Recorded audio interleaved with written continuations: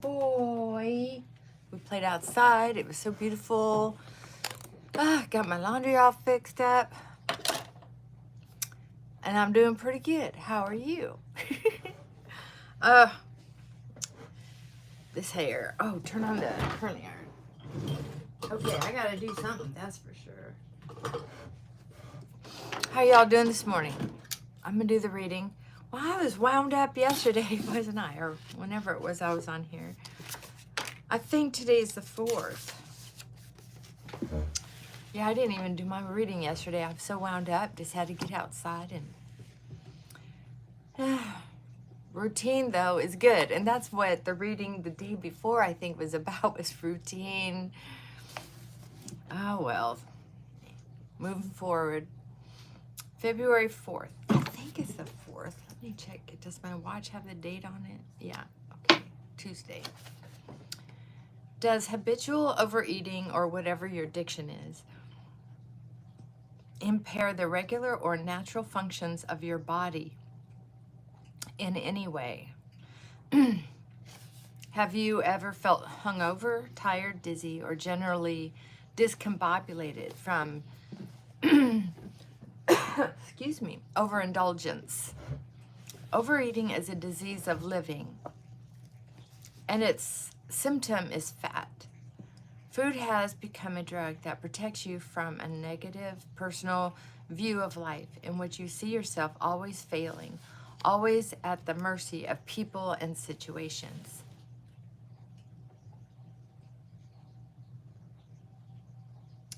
Food has become a drug that protects you from a negative personal view of life in which you see yourself always failing, always at the mercy of people and situations. You see how this book, the addictions can be replaced with whatever your addiction is? Because that's what it was like for me when I was drinking or doing my prescriptions that my doctor would prescribe me. Back when Mother's Little Helpers were so popular. They were just starting to die out about the time I hit the scene. The disease of excess hunger for whatever it is you're doing is curable. You simply have to form a winning view of the world and your place in it. An action plan, healthy eating, and body rebuilding exercises are the answers. Even if it's a trampoline for 1 minute, 2 minutes a day, that's it. You don't have to have some big gym rat mentality. Just get the body moving. An action plan. Today, take steps to cure your overeating, over drinking, over gambling. Following your action plan is the place to begin. What's interesting is that so many people have made life decisions based off of being a victim. It's somebody else's fault that someone didn't get treated right, so they're going to go ahead and drink. I drank at my mother for years. And it's interesting because when I heard that in group therapy, I'm pretty sure that's where it was. The therapist asked the group to go around the circle and take turns describing who they were drinking at. How are you? Hi, my world, my sisters. Hi. So, she said, who do you drink at? And some people drink at the doctor that didn't do a surgery correctly. Some people drink at how stupid they were at making a mistake in who they married. Or drink at themselves for giving birth to a child who is somehow not perfect, we'll say. some people drink at God for giving them sick, twisted parents or neighbors or whatever. So once you've, that's usually a good help. If you can just take that first step in working on yourself, it can be very, very helpful. So if you're out there lonely, a lot of people fill that void with sex or relationships or money or trying to get someone to pay attention to them instead of figuring out how to take the next step using their brain and their heart from a pure place to move forward. A lot of people just don't have the guts to do that because it's time consuming and they want what they want right away. I want someone to pay attention to me right now. Well, or would you like to grow up and figure out how to move forward? Are you willing to get a job? Are you willing to apply for a license or an identification or a visa or a job that will be one step towards the next job? It doesn't have to be perfect right now. And that's what I think a lot of people don't understand. And they do need their hand held while they do that. I know I was lucky that I've always had a strong work ethic. And I have been teachable. Some people are not.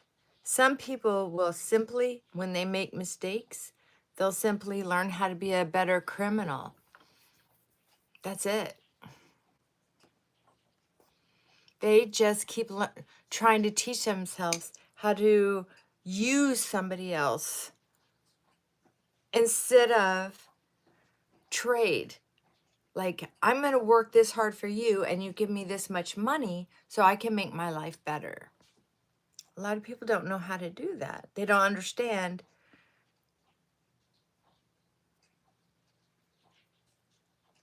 how to better themselves because they weren't taught.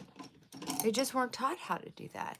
They didn't have a mom and dad who lived long enough to be a good, loving person to be able to teach their child how to take pride in themselves, how to value their body, how to value the types of food. Think about it. They go into your body, or alcohol or drugs. Some kids are not, they are taught exactly what not to do. Like, there are some people who have what I call good enough parents. You don't have to be rich to be a good parent. You just have to be, Frankie.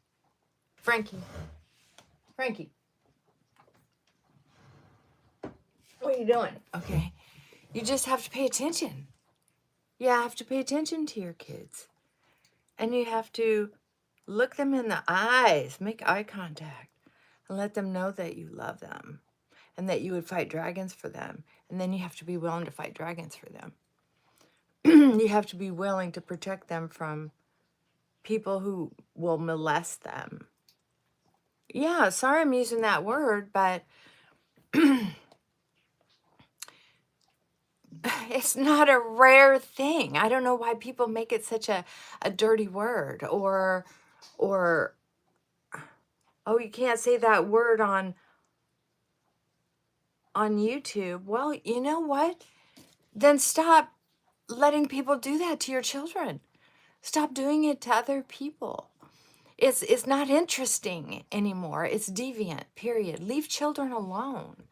All these little babies, all these young children, all these teenagers, all these men and women who walk around who for some reason had a moment in time when they weren't able to protect themselves. They have to deal with how vulnerable it made them feel to be attacked like that or manipulated like that. It's interesting how they're making a big deal out of these Me Too movements, but they're not teaching people how to say no, how to stay in safe neighborhoods. It's not on TV, but all this broadcasting of all this nasty stuff is. And how do you think people deal with it? They drink, they overeat, they have all this sex with people they don't even know. Oh, I love you. You're so beautiful. It's like, okay, obviously you're not on the level because I'm not beautiful and nobody will fall in love with me the moment they meet me. Unless they're one of the people that I have fallen for that have hurt me. And I want you to learn from my bad experiences so you can have some of my good experiences. The more I learn how to protect myself, how to, they say, oh, you can't love nobody else till you can love yourself, amen? Well, I get that. I'm not against it. But what I can say is, I want to know if you even know what love is. Try starting out with value. I value this cup because it serves me well. It does this, and it does this. It's big enough that I can whip my coffee without spilling it. The handle fits my hand really well. And the color's not obnoxious. It kind of matches some of the trim I have in my living room and kitchen. Little things. I just have a little splash of yellow. I like that cup. So it's valuable to me. Before I started changing and doing work on myself, I didn't have that much value in me. I couldn't name anything that was truly good about me. I'm excited because I want that for you. I want that for you. I want that for everybody. Nobody's watching my channel unless they've got a ding in their personality. And that's okay. We don't have to be perfect. It's all about trying. Just try, right? There are people out there who are very sensitive. I have no idea how this is supposed to work, but I have to get a move on. I'll have to figure that out. Because that can't be all the eyeliner that came in this thing. Oh, well. I'll take a look at that later. So you see what I'm saying? It's not about being perfect. It's about your intention. We fill the void. There's like a black hole in our soul when we've been raised without that love. When we've been raised in a way that does not feel like our best, that people have their best intentions for us. And when somebody that we're supposed to trust has let us down, which is our parents, if they didn't protect us, then they are the first people who let us down. They might not have been mean people. They might not have intentionally hurt us. But when you understand that your hurt started so young, sometimes you can stop drinking at, stop eating at. When you look at that relationship, look at the roots of where the pain came from, and you can start saying, okay, I don't have to drink at that. I can value myself more than they valued me.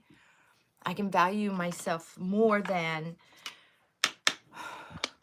I have been, so that I can have a life, so I can keep a job, so that I can start making friends finally, because so many people don't like me because I'm so angry all the time. People get angry. People act like shit sometimes because they just can't figure out a way to not feel afraid.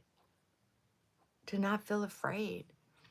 right? And that's what happens, is at the core, we're going through life feeling like we will never be loved, we will never be safe. Hence, the overeating. It's like to protect ourselves. And the bigger we are, the more we can protect ourselves. And we don't think that out loud, but everybody knows the math. The more you eat, the bigger you get.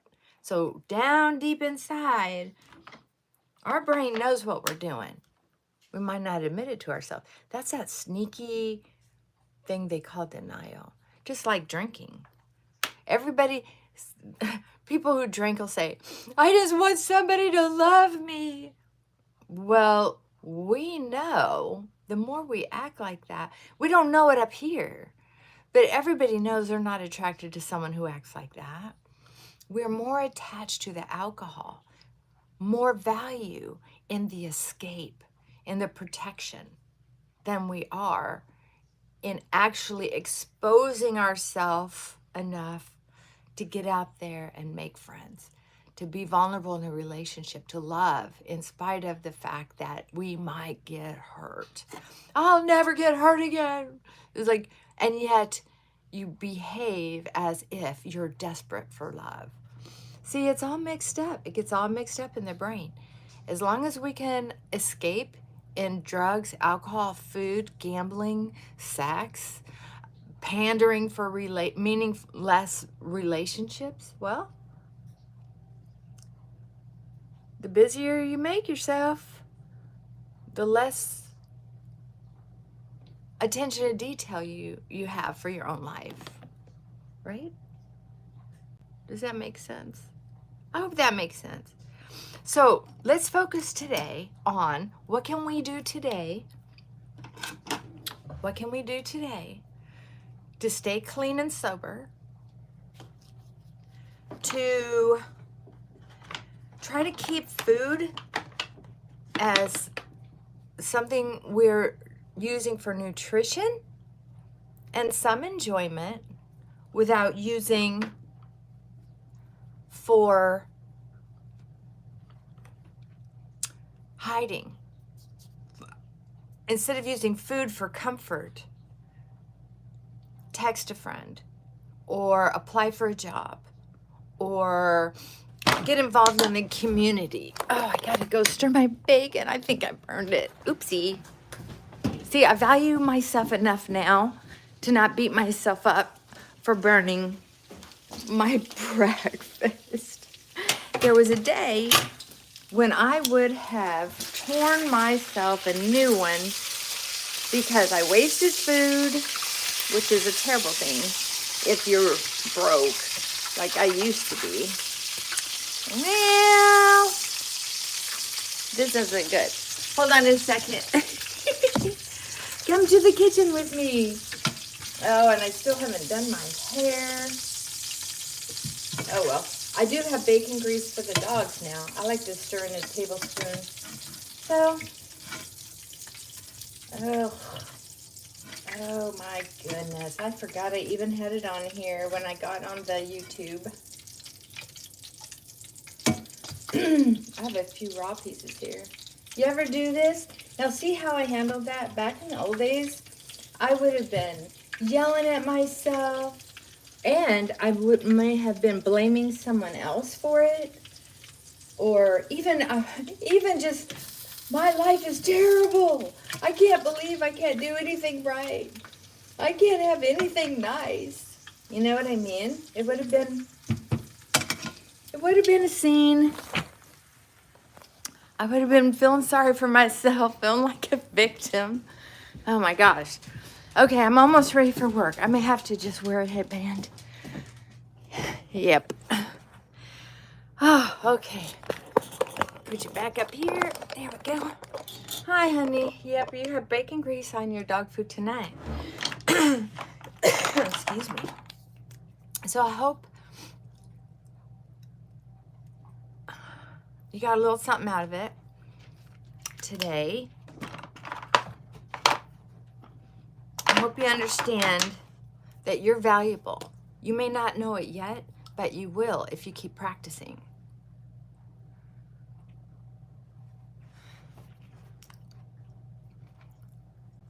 Believe it or not, it's not an overnight deal, but that doesn't mean it'll kill you.